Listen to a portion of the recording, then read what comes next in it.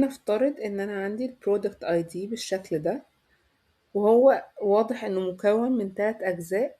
الاجزاء دي انا شايفاها ان هي الكاتيجوري والسب كاتيجوري والبرودكت نمبر.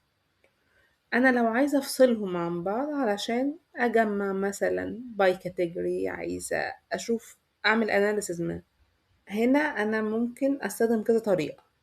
خلينا نبدا بالاسهل. عندي فانكشن اسمها text split.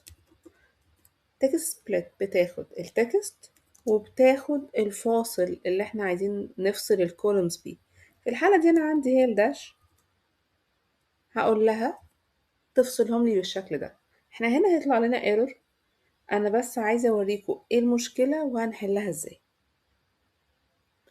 الايرور هنا عندي بيقول لي ان ده dynamic array جوه تيبل. التيبل ما بيفهمش الدايناميك array، هو بيفهم ان السيل تبقى لوحدها.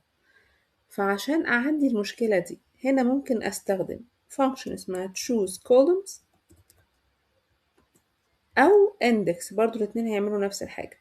هنا هقول لها بالنسبة للكاتيجوري فأنا عايزة أول جزء من الديناميك array ده، فهترجع لي الكاتيجوري بس.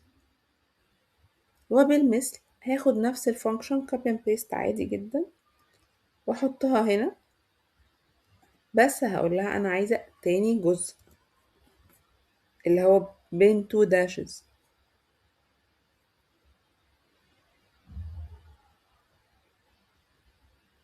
وفي آخر جزء هقول لها أنا عايزة تالت كولوم بس.